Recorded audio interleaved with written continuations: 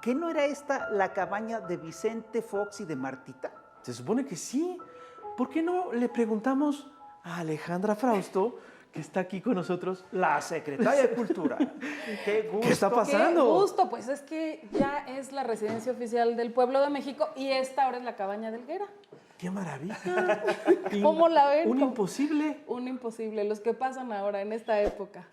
Wow. Bienvenidos No, a la, pues, no, contrario. al contrario. Bienvenida al Averno, Alejandra Frausto. Fascinada Oye, de estar en él. como secretaria de Cultura, yo sí te quisiera hacer varias preguntas. Una de ellas... Una de ellas que teníamos es, bueno, tú sabes perfectamente, mucha gente sabe perfectamente que lo que pasó en Europa después de la Segunda Guerra Mundial, uno de los factores más importantes para reconstruir el tejido social fue la cultura. Así es. En México pasamos por una mal llamada guerra contra el narco y mira que ha tenido consecuencias pésimas. ¿Qué ha hecho la Secretaría de Cultura al respecto? Pues mira, este es uno de los puntos centrales de la Secretaría de Cultura. Efectivamente recibimos un país resquebrajado, un país en donde los niños, las niñas, los jóvenes tenían como única alternativa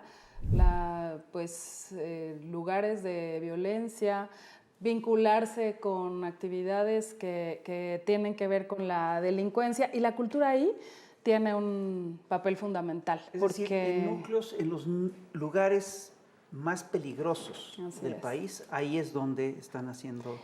Ahí es donde se detona la principal actividad, la que nosotros llamamos una revolución cultural, que está atendiendo sobre todo a niñas, a niños y a jóvenes muy vulnerables, porque pues sabemos que la juventud es esponja y hay que dar alternativas cotidianas, diarias, gratuitas y cerca de su casa.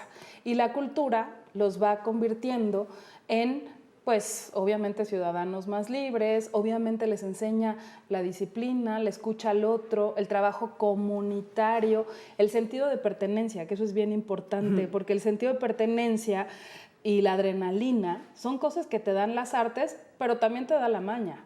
Y en este caso, pues lo único que no les damos es dinero, pero les damos la posibilidad de desarrollarse a través del cine, del teatro, de la música, de la poesía en lengua, de la escritura, de las artes gráficas, como ustedes comprenderán, como seres humanos que tengan posibilidad de reconocerse en su comunidad como artistas y de hacer un futuro distinto para su propia vida y para su propio desarrollo. Esto se llama cultura comunitaria, semilleros creativos. Por ejemplo, tenemos semilleros en Tierra Caliente, por supuesto, en Michoacán, en Guerrero, en Aguililla, por ejemplo, tenemos un semillero de música extraordinario.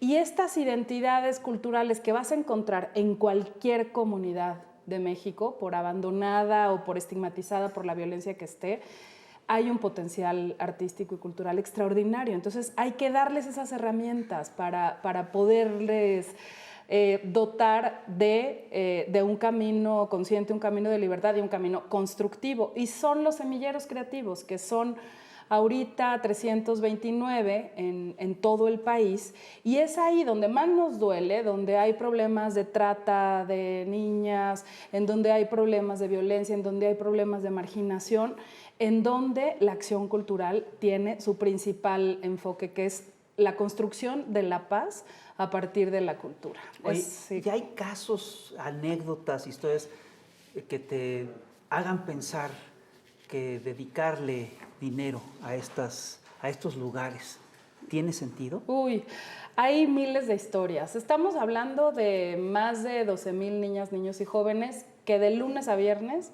3 horas al día, dedican sus tardes a la creación artística, a una disciplina. Si fueran un deportista serían de alto rendimiento, pero si están haciendo teatro 3 horas diarias. Hay a veces artistas profesionales que no tienen la oportunidad de desarrollar su disciplina tanto tiempo.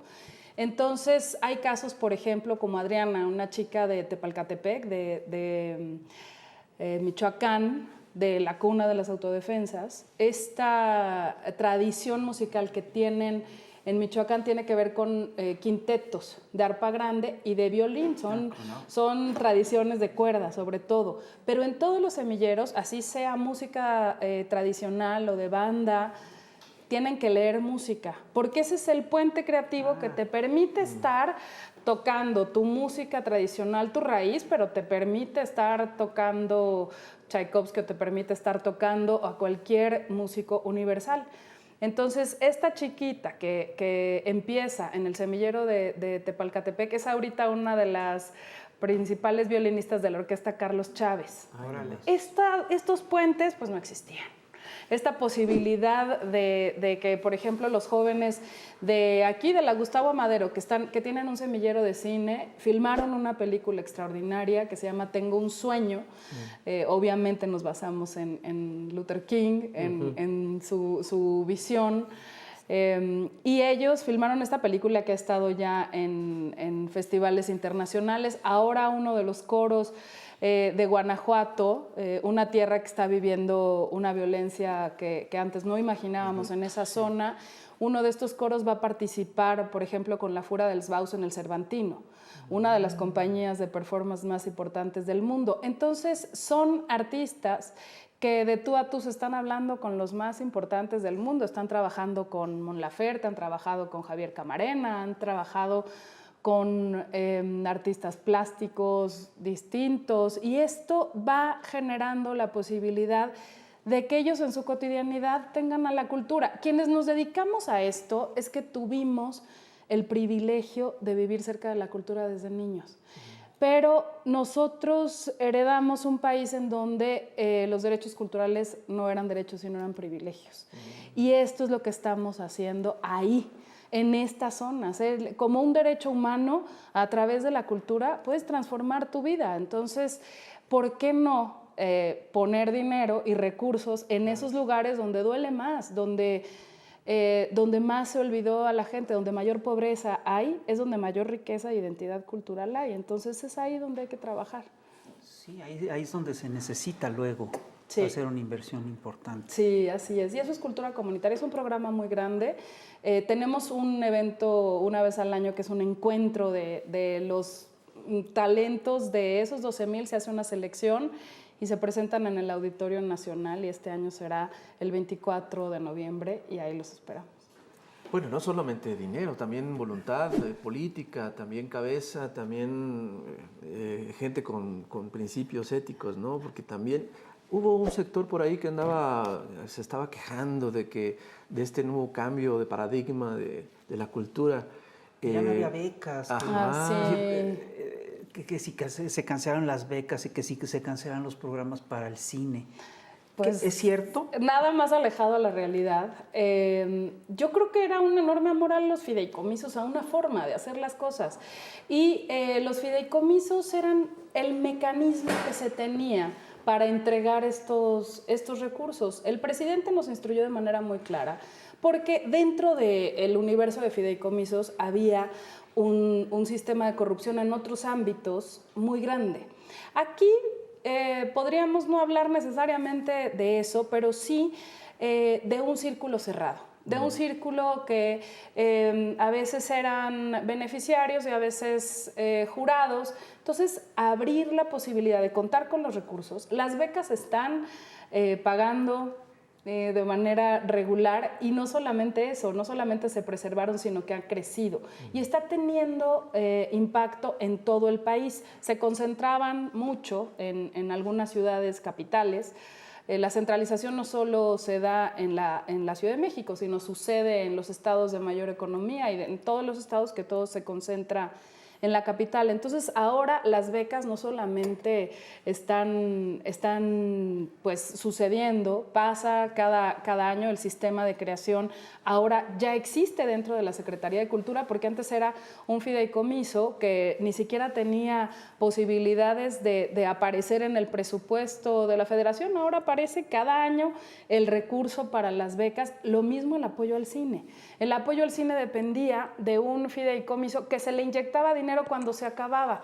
Ahora está dentro de la Secretaría de Cultura como un programa de trabajo constante, y cada año se le vuelve a invertir, está dentro del presupuesto y sigue dando grandes noticias el cine mexicano, así como el talento mexicano. Muchas de esas personas que están siendo parte del sistema de apoyos a la creación, antes FONCA, son parte ya del movimiento cultural, ya van a trabajar, por ejemplo, a veces con semilleros, están siendo parte de este movimiento cultural diverso, distinto, pues revitalizado, podríamos decir, y pues hay quien sencillamente recibe su beca, sigue su trabajo artístico con absoluta libertad creativa. Este es uno de los principios de la Secretaría de Cultura, y si no quieren ir a territorio y si no se quieren comprometer con una causa, ellos de todas maneras van a seguir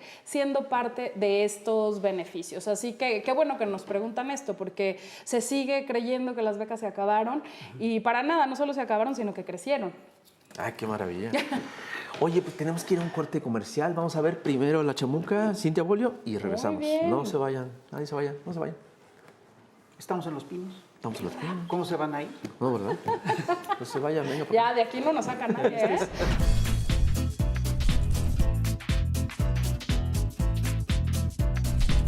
Querido lectorado, ¿te imaginas que nosotras tuviéramos el divino derecho de ir a matar al vecino escandaloso o a los millones de borrachos que cada noche salen de parranda por todo el país? Vaya cosa.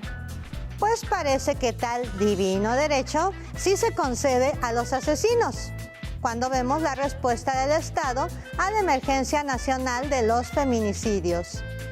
Vamos a ver dos de muchos indignantes casos que llegaron a las noticias nacionales. Devani Escobar, jovencita de Nuevo León que fue víctima de desaparición forzada, con respuesta muy tardía y desaseada del Estado cuando su caso se hizo viral. Hasta la fecha, su familia lucha para que se aprenda a los feminicidas y se haga justicia. Luz Raquel Padilla, madre de un pequeño con autismo, es víctima de 2 atentados que terminan con su vida en Jalisco. Violencias combinadas y negligencia de autoridades que fallaron en la protección y minimizaron su denuncia contra el feminicida. No hay reparación del daño posible para su hijo y su familia. Estados gobernados por Movimiento Ciudadano y sus disfuncionarios frívolos y clasistas, más preocupados por los likes en redes que en garantizar los derechos de sus gobernadas. Y la impunidad también campea en entidades prianistas o morenistas. Dice el presidente que es cosa del neoliberalismo. Y pues sí, se elevaron las cifras en su peor momento, el calderonato, pero saberlo no es consuelo para las familias. Alfaro va del patriarcapitalismo al patriarcapilatismo con una declaración estilo Poncio. Ni todas las medidas del gobierno en cualquier nivel son suficientes, dice. Ah, ok. ¿Es originalidad o nomás cinismo? Como México no hay dos, y qué bueno, porque indigna la deficiencia de un sistema de injusticia omiso para el que la ley de acceso de las mujeres a una vida libre de violencia es un montón de letras que juntaron las feministas y nada más. Y la sociedad y los medios carroñeros, ellos súper empáticos. Criminalizan a Devani por atreverse a salir de fiesta y escarban en los detalles de su vida para justificar al o los feminicidas. De Luz Raquel se pide no salir otra vez a grafitear paredes, que no son formas. Los grafitis del asesino, esos no causaron indignación popular y nacional. ¿Qué tal con los derechos divinos, verdad?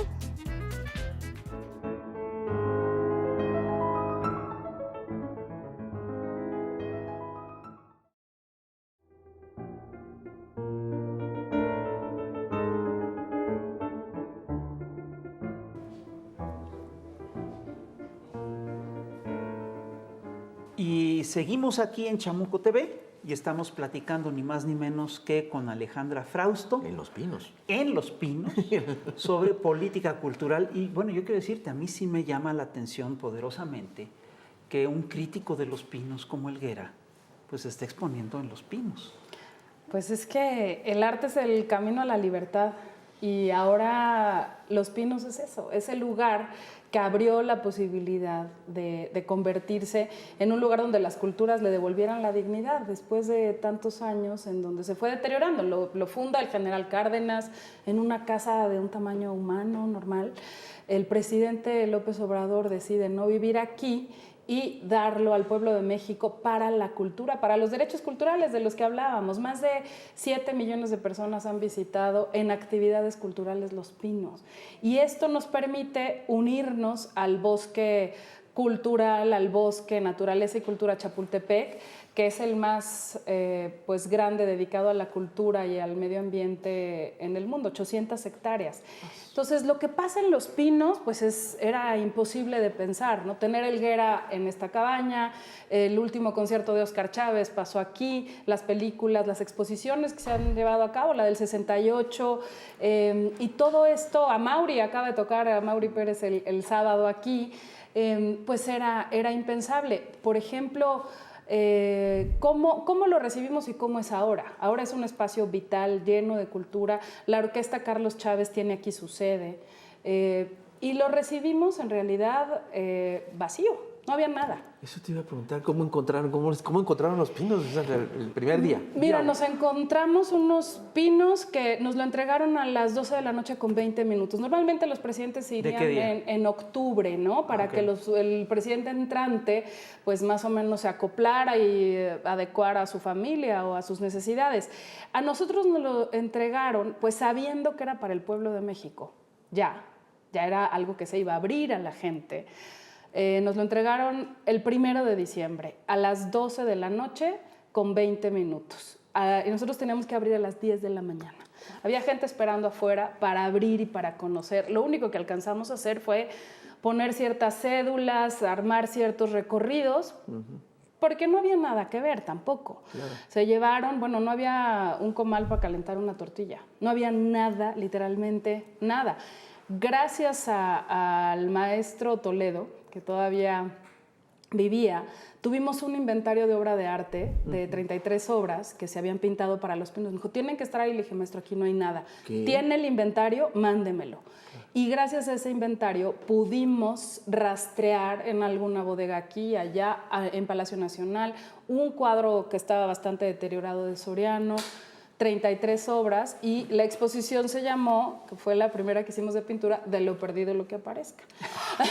Ese título me lo dio el maestro Toledo, todavía nos regaló el título. ¿No encontraron muebles, sillas, manteles, cubiertos, o sea, cosas que pertenecen al pueblo, a la nación? Pues al pueblo, porque todo lo que se compró aquí era dinero del pueblo. Claro. Y es muy ofensivo, porque cuando dimos el recorrido, muy pocos días antes, todavía con los guardias presidenciales, como se acostumbraba que se cuidara todo aquí, pues estuvimos haciendo los recorridos y yo me preguntaba, y le preguntaba al funcionario del gobierno anterior que nos estaba llevando, o sea, pero ¿dónde están, por ejemplo, los manteles, las vajillas para poder montar una mesa de Estado, como se recibía aquí a un jefe de Estado, para que la gente vea?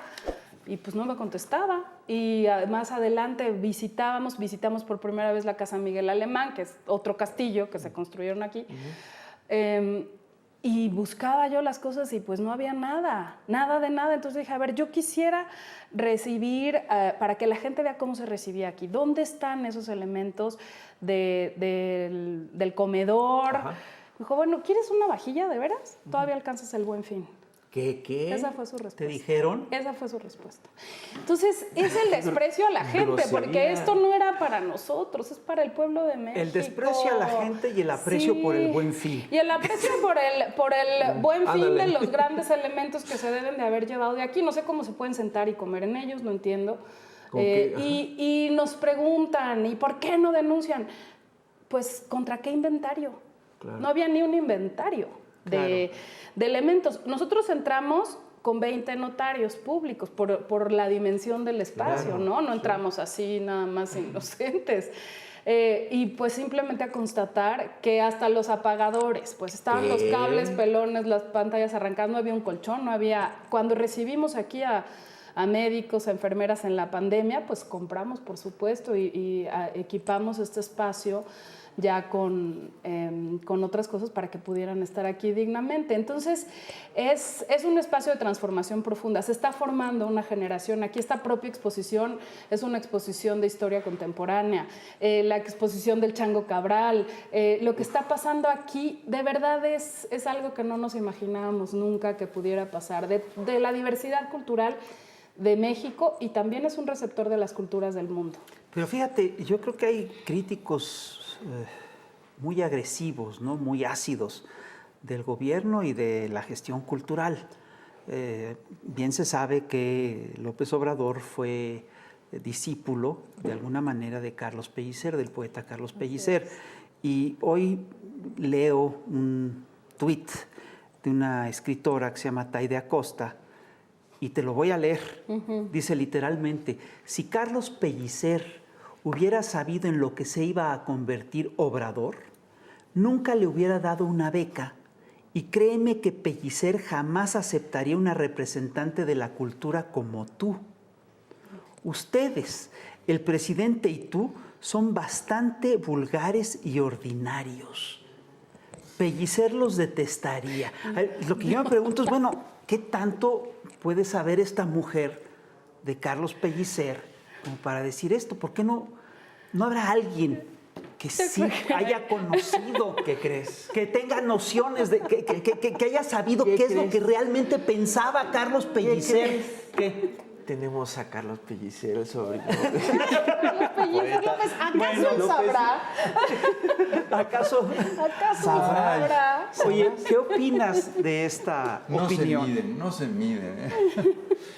No, pues yo pienso que esta escritora, que además conozco, pues no ha entendido prácticamente nada de lo que mi tío pensaba y de lo que mi tío dejó por escrito. Pues yo creo que no lo ha leído muy bien. Eso es lo que yo pienso. Y sin embargo, creo que ha escrito más de lo que ha entendido, ¿no? Sucede luego eso. A veces sucede. ¡Qué barbaridad! No. ¡Qué sorpresas, eh! No, porque además yo entiendo que se acaba de hacer una donación, que tú acabas de donar más de 2,000 piezas de la colección de tu tío. Pues sí, mira, cuando mi tío murió hace 45 años ya, parte de la herencia era esta colección de pintura que él había hecho, sobre todo en base a regalos, pues él nunca tuvo dinero para comprar grandes obras, ¿verdad? Pero por su amistad con los pintores hizo una colección muy buena. A mí me tocó la mitad. Y, a ver, ¿por qué 45 años guardada? Pues es que ¿a quién se le entregaba? Qué fácil. Pues es que necesitábamos un gobierno honesto, inteligente, ¿sí? Y que tuviera justamente un interés verdadero por la cultura. Entonces dije, ya llegó, ahora es cuando. Y aquí está en buena medida la responsable, porque esto lo platicamos hace mucho, ¿verdad? Así es, un día, y voy porque tú me dijiste que la podía contar, una anécdota así en una mesita como en estos chamuquitos.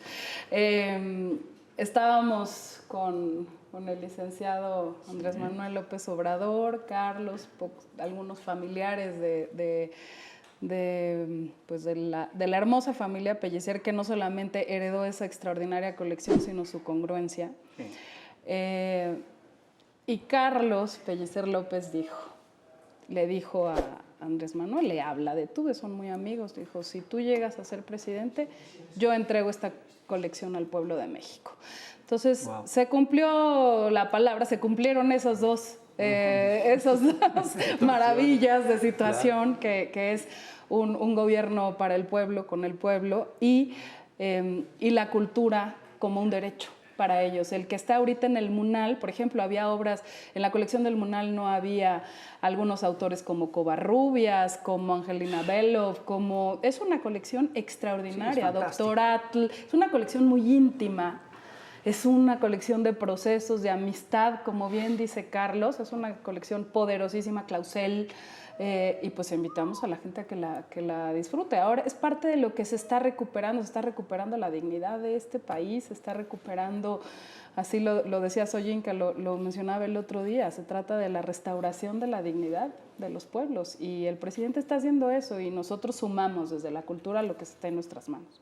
Seguimos aquí en el Averno, en una sucursal del Averno que se encuentra precisamente en Los Pinos, donde está la obra de Antonio Helguera. Estamos en la casita que fue antes de Marta y de Vicente y que ahora es la casa de Antonio Helguera, y estamos platicando ni más ni menos que con Alejandra Frausto, secretaria de Cultura, y con Carlos Pellicer López, un pintor abstracto extraordinario, y pues que eres sobrino de don Carlos Pellicer, y esta colección que se acaba de donar, que es muy importante, tiene además un valor histórico enorme, porque Carlos Pellicer fue funcionario de cultura en su momento, y él es el que hizo, entre otras cosas, las primeras exposiciones de José María Velasco, de Joaquín Clausel, de José Guadalupe Posada, de Armando Salas Portugal. Sí.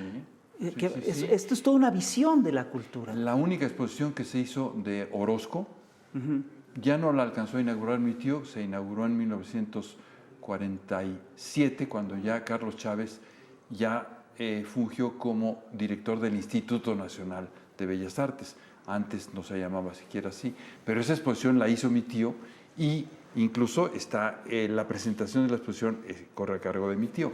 Bueno, la exposición de la colección de arte prehispánico de Occidente de Diego Rivera también se hizo ahí, Juan Cordero, en fin, mi tío tenía un interés enorme por las artes plásticas, como se sabe bien, y ayer con alguien comentaba yo creo que mi tío tenía muchos más amigos pintores que poetas. Muchos más. De verdad, porque le encantaba sí. Y además es muy curioso, por ejemplo, luego se da uno cuenta por qué mi tío utilizaba ciertos giros en su poesía. De pronto hay un poema precioso sobre el Valle de México y dice: los delirantes cadmios. ¿Quién le contó que se pintaba con rojo de cadmio? Pues el cadmio se empezó a utilizar por ahí en 1920. ¿Quién le contó eso? Pues obviamente o Diego o Roberto o Atl. Es decir, pero ahí te das cuenta de lo cerca que estaba de ellos, que fueron sus grandes maestros, desde luego. Entonces, bueno, sí, ahora está la colección. Esperemos que la gente la visite porque es una visita muy agradable, muy variada, fotografía, grabado, dibujo, pintura, muy, muy variado, de todos los amigos que le regalaron cosas a mi tío. Y bueno, y además también señalar que hay 150 piezas en exhibición, pero la colección son más de 2,000. Entonces, pues esto nos da pie para pensar que pues parte de esta colección viaje por otros museos de la República, que no se nos quede nada más aquí. Claro. Eso esperamos, ¿no? Eso es importante. Que la vea todo el mundo. Sí.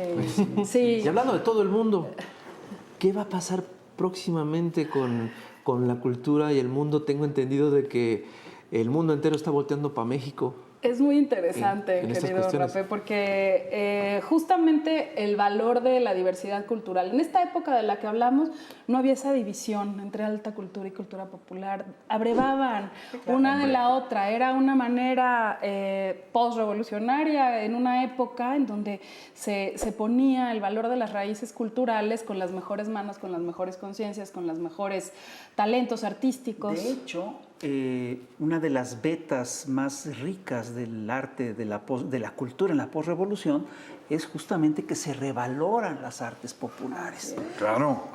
¿Y quiénes son los que primero se fijan en eso?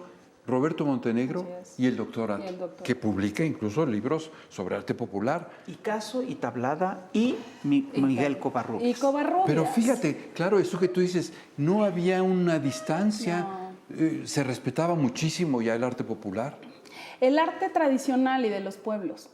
Por primera vez estamos viendo el arte de los pueblos regresar a Bellas Artes. A Bellas Artes se inaugura con una sala de arte tradicional, popular. Y esta visión de reconocer las raíces culturales como la mayor riqueza que tenemos, o la diversidad cultural, porque no está peleada una manifestación artística. La ópera era cultura popular en un momento y en un lugar. Entonces, esta visión tiene que ver con la visión neoliberal, tiene que ver con la visión de exclusión, de racismo, de clasismo, y de mercado.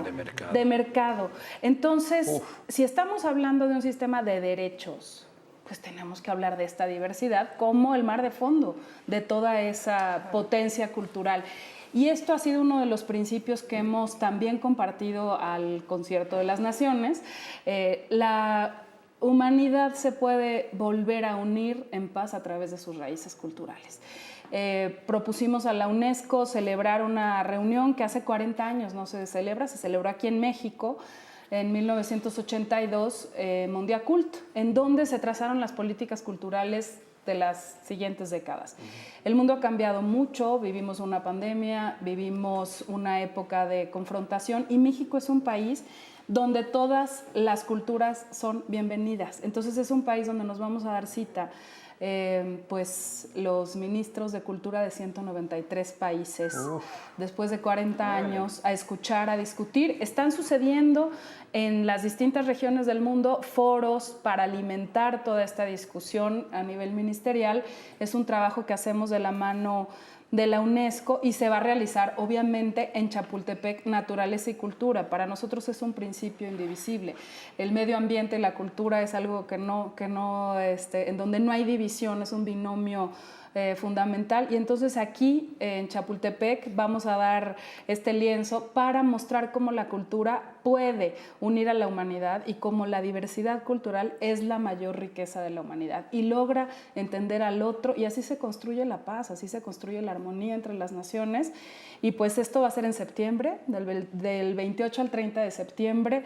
En el Auditorio Nacional habrá una sala como de Naciones Unidas, se va a llevar a cabo ahí la asamblea. Tenemos una declaración final y estamos hablando de la posibilidad también del respeto entre las naciones para la recuperación del patrimonio, la construcción. Sí. Otro gran tema. Otro tema. Gran tema que Sí. se ha dado buena batalla y que Sí. se están haciendo buenos logros, ¿no? Tenemos muy buenos resultados por una política que instruyó el presidente de recuperar lo que estuviera fuera de México. No somos el único país ni la única región del mundo que padece esto. Entonces, hay algunos países a los que les cuesta todavía trabajo entender que es importante que el patrimonio cultural retorne a los lugares y a las regiones de donde surge. Por eso también es importante, por ejemplo, hay muchísimas piezas de las recuperadas. Llevamos en más de 8,000 piezas recuperadas en este sexenio, arqueológicas e históricas.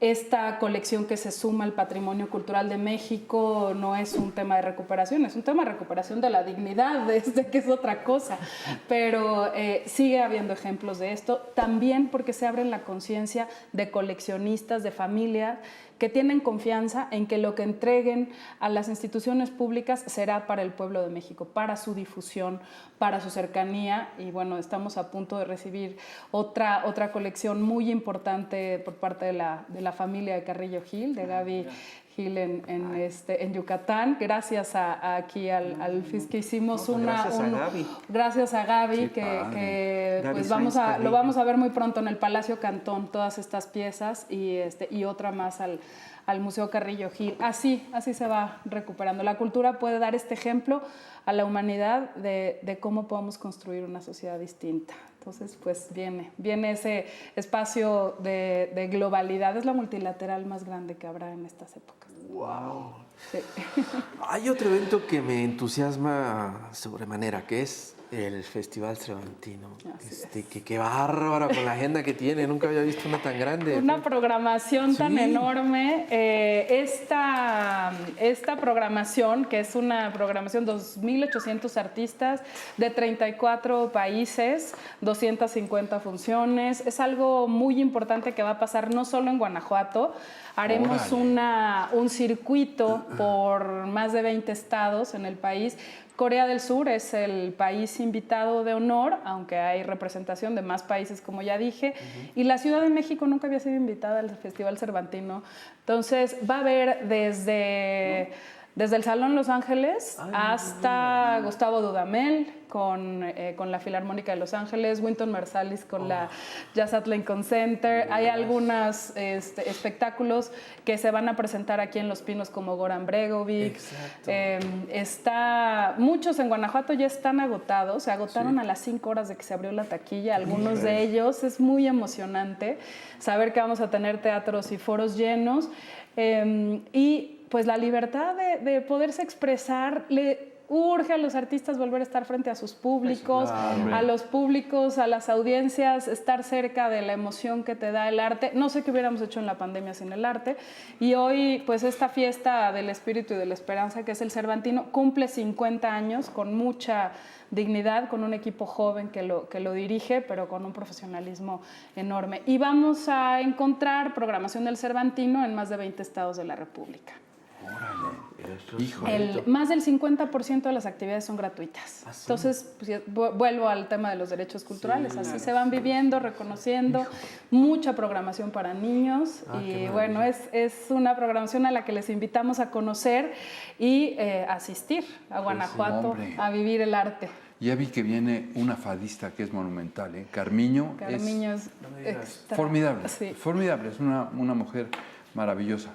Ya verán y la oirán. Es que yo cuando era estudiante en la universidad sí trataba de no perdérmelo, ¿no? De ir a asistir y casi dormir ahí en la Lóndiga de Granaditas, esperando ahí. Me tocó Madre Deus. ¿Te tocó Madre Deus? Lloviendo. Sí. Me acuerdo de una escena, si me permite contarla, maravillosa, de un chico que se acercó al escenario y los policías se montaron encima y así del cúmulo de policías nada más se asomó la mano del chico con una flor, una rosa para María Teresa Salgueiro, hermosísima en todos los sentidos. Y entonces todo el mundo...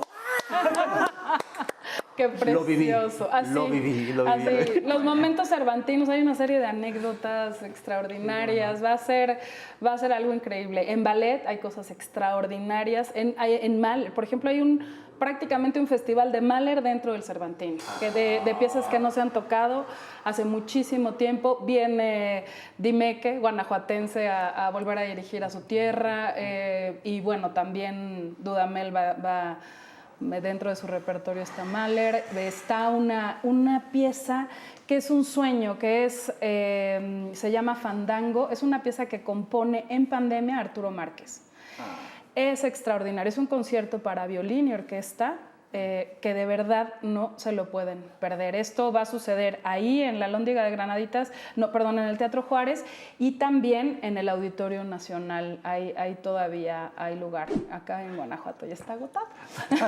¡Qué maravilla! ¡Híjole! Sí, es una fiesta de libertad creativa.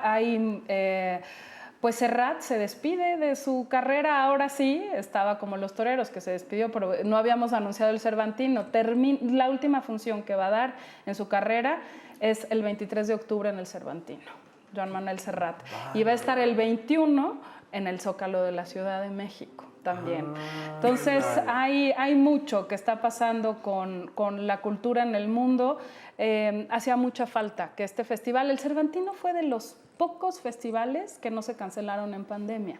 Decidimos llevarlo de manera virtual, algunas cosas presenciales sin público, pero fue y Edimburgo los únicos 2 festivales que decidieron continuar, que decidimos que continuaran, y tiene mucho valor el no haber suspendido el Cervantino en pandemia. Teníamos a Cuba y a Coahuila como invitados de honor y se reprogramaron el año pasado como invitados de honor, y fue un regreso presencial todavía al 30%, todavía moderado, pero ahora sí, pues ya sabemos cuidarnos, ya están las vacunas, ya regresamos a la vida cultural con todo. Híjoles. Alejandra, ¿Qué temas pendientes tú consideras que podrían tomarse muy en cuenta? Tu lista de Navidad, tu carta Mira, de deseos. yo creo que una invitación a la comunidad cultural a que se sume a esta transformación cultural profunda que se está viviendo en el país.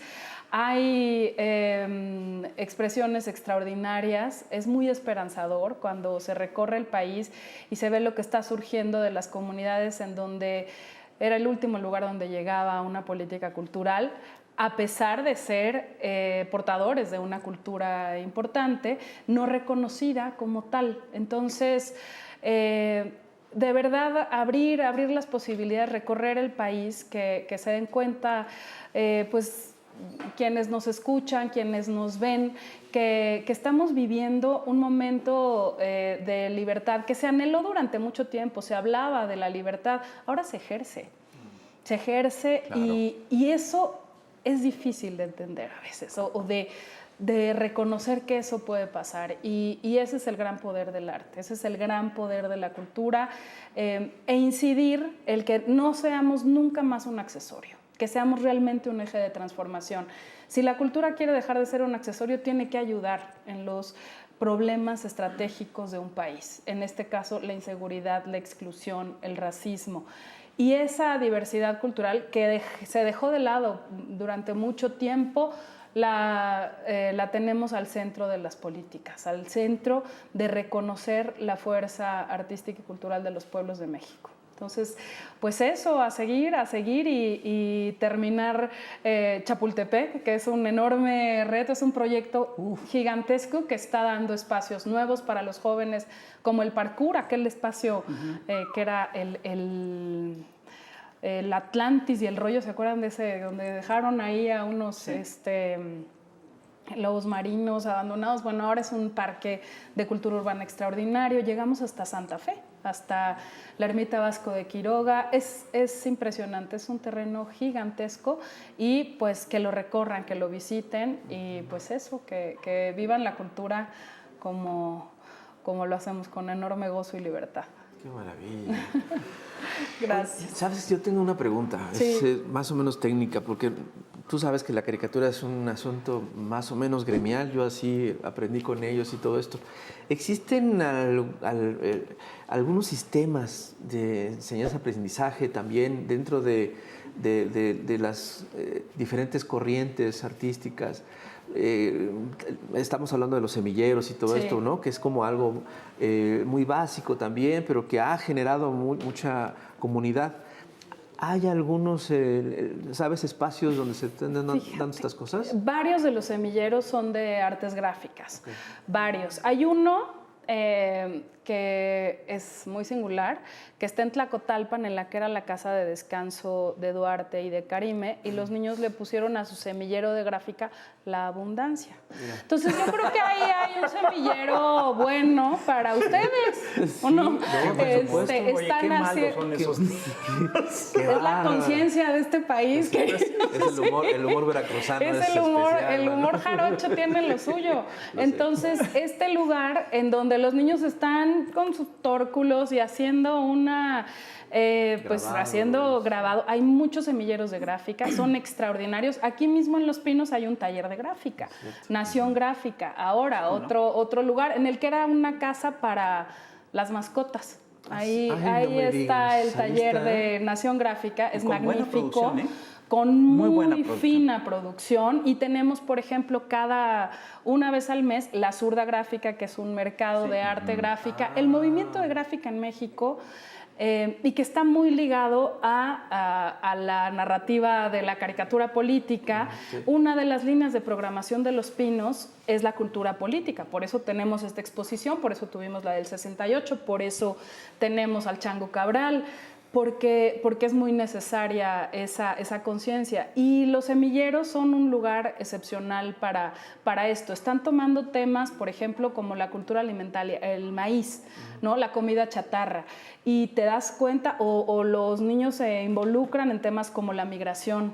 Entonces, los talleres de gráfica creo que son una Son cientos de niños niñas y jóvenes que se están formando en la gráfica, y pues ahí sería magnífico contar con ustedes en estos talleres para ser invitados como 3 artistas que están aquí a la mesa y una mitotera que los invita.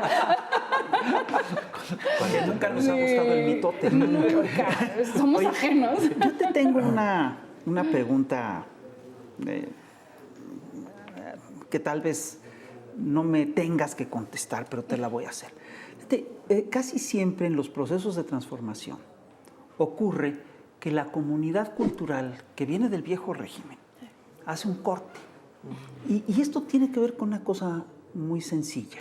Parte de su razón de ser está vinculada al viejo régimen. Y parte del mundo, y tuvieron un lugar en el antiguo régimen porque parte de su trabajo consistía precisamente en justificar y en explicar ese viejo régimen. Entonces suele ocurrir que cuando se dan procesos de transformación hay cortes y hay un alejamiento con ese sector. Y suele ocurrir también que los procesos de transformación sí generan cambios profundos a nivel cultural, pero también es cierto que tardan en llegar. Yo el otro día estaba leyendo el texto, bueno, esto era una queja dentro de la Revolución Mexicana, ¿no? Sí. Es decir, al principio de la Revolución Mexicana, bueno, es que no, la Revolución no está teniendo su expresión artística y cultural, etc. Y lo mismo ocurrió en la Unión Soviética. Hay un texto de Trotsky que es fantástico, que se llama Literatura y Revolución, en el que revisa la situación de la cultura en la Unión Soviética y dice, bueno, en realidad Trotsky lo que hace es que rescata 3 o 4 autores, rescata a Alexander Blok, rescata por supuesto a Mayakovsky, rescata a Tatlin, ¿no? A los constructivistas, dice, esto es el germen de lo que viene en el futuro. Yo sí estoy convencido de que estamos viviendo un proceso de transformación importante. Y estoy convencido de que estamos en un proceso de creación cultural importante, ¿no? Sí. Yo creo que estamos viviendo una revolución pacífica y no por pacífica menos revolución. El que eso suceda de manera pacífica en la cultura, parecería que no tendría que haber ningún cambio. Es curioso, pero en el ámbito cultural cualquier modificación tiene una reacción muy grande, una reacción de una sensibilidad, porque efectivamente siempre es un sector que se iba dejando al último. Pero estamos viviendo en una época donde la cultura está siendo uno de los ejes de transformación. El presidente da clases de historia todas las mañanas, se está invirtiendo en la zona maya como nunca, estamos recuperando muchísimos de los tesoros culturales de nuestra nación, y todo esto es un sistema que opera, como les digo, no por pacífico, deja de ser de raíz distinto. Entonces, si nosotros ubicamos a una población que normalmente viviera tal vez aquí en la capital, en algunas zonas de esta ciudad, y nos ampliamos al país, pues obviamente hay reacción, hay una reacción lógica, yo la entiendo, y quizá lo que no nos da tiempo de hacer es pues estar explicando de uno a uno y recibiéndolos en cafés y en una fiestecita, porque no se puede, no logramos tener una atención así, porque tenemos que atender un país que requiere atención prioritaria. Las personas que viven en esta nación necesitan de los servidores públicos para estar cerca, para escuchar, para resanar un tejido social que se rompió a causa de políticas tremendas que se diseñaron en este lugar. Vale, güey. Y esa es la importancia de los semilleros. Sí. Esa es la importancia. Fíjate, ¿tú crees que los semilleros puedan ser una suerte de equivalente de lo que fueron las brigadas culturales? De las misiones, 100%. Nacen, de hecho, los semilleros a partir del trabajo que hacemos, que se llama Misiones por la Diversidad Cultural y Jolgorios. ¿Qué haces? Llegas a ese lugar en donde cuando cae el sol la gente se mete a su casa porque es inseguro o porque hay enorme marginación y pobreza. Y a partir de un llamamiento que hace la cultura convoca, reúne. Vas a hacer una función de cine, un concierto con artistas locales, con artistas... Restaura, sana, Exacto. Claro. cura. Entonces ahí tú recuperas la confianza en una sociedad, en el espacio público. Y ese es el lugar en donde hay que ir resanando y recuperando. Y a partir de que tal vez se juntaron 300 personas, de ahí haces el llamado. A ver, ¿qué les gustaría aquí? ¿Cuál es la principal problemática? Tenemos una metodología de trabajo comunitario y a tierra. Y a partir del diagnóstico, una política pública que parte de la escucha de lo que las comunidades quieren. ¿Y de qué más? De los artistas que están en la comunidad, que siempre va a haber alguno que no tiene chamba, que quiere y que tiene la misión de colaborar con su comunidad. Y ahí pasan de ser público a ser agentes culturales. Claro. Los niños, las niñas y los jóvenes. Tuvimos que elegir una generación. No se puede hacer todo lo que quisiéramos. Pero me parece que es el sembrado más profundo de esta época.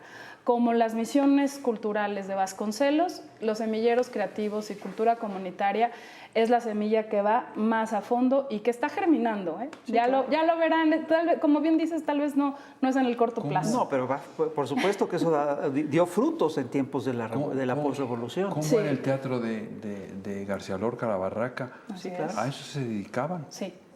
Esos son los ejemplos. Si tenemos muchos. Ahora, qué difícil, yo también entiendo, yo viviendo aquí en la Ciudad de México, qué difícil que aquí, sobre todo en estos medios, cuando digo así, es de medio para arriba, es que es muy difícil, ¿eh? Muy difícil que entiendan, porque aquí la información que tiene este nivel es pésima. Sí. No es que mala, es pésima. Yo los invito a que lo vivan, que vengan, claro, que vengan y que vengan recurran aquí y que juzguen a partir de una experiencia. Eso es lo que hacemos, una invitación a que vayan a los museos. Tenemos una exposición de surrealismo ahorita, extraordinaria. Tuvimos la única exposición de Modigliani en su centenario en México. Me acuerdo. En pandemia guardamos Modigliani en secreto en Bellas Artes, que nadie supiera que teníamos esos tesoros ahí. Hay cosas que yo entiendo que no se reconozcan porque estamos viviendo una transformación política muy fuerte. Sí. Y pues antes era nada más, que no se muevan, que no haya olas, pues que haya todas las olas necesarias para que este país esté mejor y que la gente y la mayoría del pueblo esté en mejores condiciones. Eso es lo que importa más. Ay, qué maravilla. Se dice fácil y rápido, pero es un trabajo largo. Pues yo sí creo que es importante invertir en cultura. Es decir, la mejor inversión en cultura es en las zonas en conflicto. En eso estoy absolutamente claro. Así es. Y yo sí creo que es algo que habría que publicitar más, que habría que decir más. Hay que correr la voz, yo agradezco estos espacios porque pues claramente uno no nos cansamos, se cansa de decir, yo no me canso de decirlo, de repetir, que vengan a los semilleros, que vean esto, pero es algo que no replica fácilmente. Claro, entonces, mientras más se involucran artistas en este movimiento, ahí es donde se abre el panorama. Tenemos un escritor como Belatín en Semilleros, van y están visitando los semilleros. Quienes conocen los semilleros ya no los sueltan. Eugenia León, Horacio Franco, pues gente que está muy comprometida también con una manera de vivir la cultura también en otros espacios desde un reconocimiento artístico pleno, ¿no? Pero lo que entiendo es que puede ser un vehículo, un canal fabuloso para que hay toda una serie de creadores, pues que le entren también a esto, ¿no? De todas las disciplinas, de todas las disciplinas. Hay circo, teatro, cine, poesía, fotografía extraordinaria, pues artes visuales. Hay semilleros en lugares donde están las personas privadas de libertad, por ejemplo. Entonces, los derechos culturales no se pierden por estar en una prisión.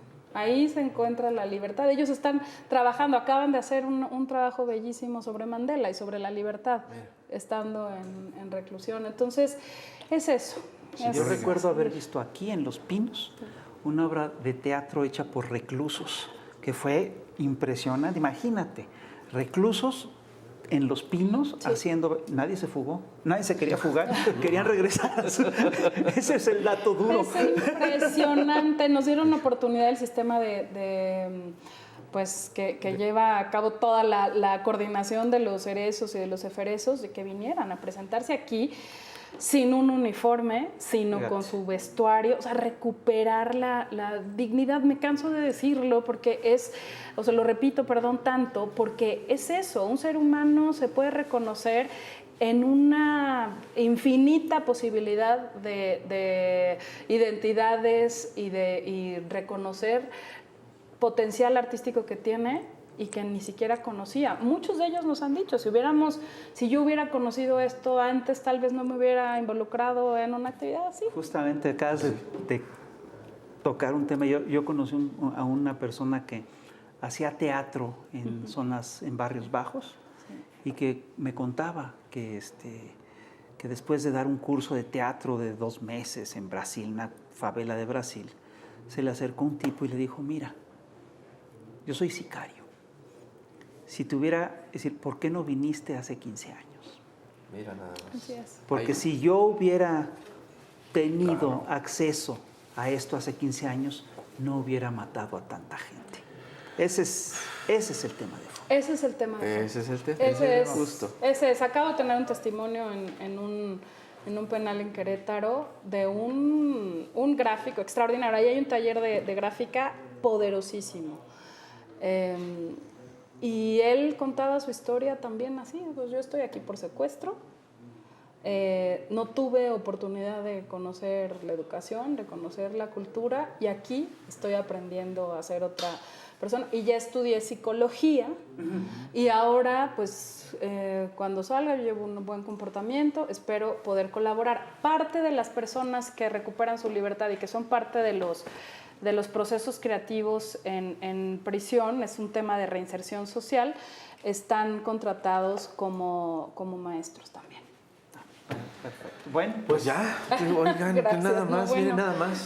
Qué programón. Aquí nos quedaríamos, Ya nos quedaríamos, ¿verdad? pero pues, bueno, hay que seguir trabajando. Hay mucho que hacer. Hay mucho que trabajar. Hay que seguir trabajando. Gracias Alejandra, por de estar verdad, aquí. Muchísimas muchas gracias gracias por por aquí, por tu tiempo, gracias. por por tu espacio. recibir a Antonio Helguera. por- Toño está aquí con nosotros y que sane pronto. sí, Hernández, sí, lo sí, extrañamos, sí, pero sí. aquí está su chamuquito. Sí, está el chamuquito. Bueno, pero tenemos Y un tenemos reemplazo de lujo. el reemplazo inmejorable de Carlos. No, Hernández, Lo él sí sabe máximo. dibujar. Grandes artistas Yo no. a la mesa. Bueno, yo me mira. apunto papilares también, ¿eh? Yo Venga, porque por me favor. encanta esto y, Gracias. y en verdad, gracias Alejandra, gracias Carlos Pellicer. Gracias a Al ustedes. contrario, ¿Verdad? gracias por la invitación. No, Soñaba al con contrario. el chamuco. Gracias. Suena fatal, ¿verdad? Soñaba con el chavo. Chamuco. Este es el bueno, este es el bueno. Pues bueno, pues muchísimas gracias, señores y señores. Gracias. Ustedes saben, Alejandra, Gracias. Carlos, Fis, cuídense mucho. Ya sabe, otro programón para compartir. Nos vemos a la próxima y cuídense mucho. Ya lo saben.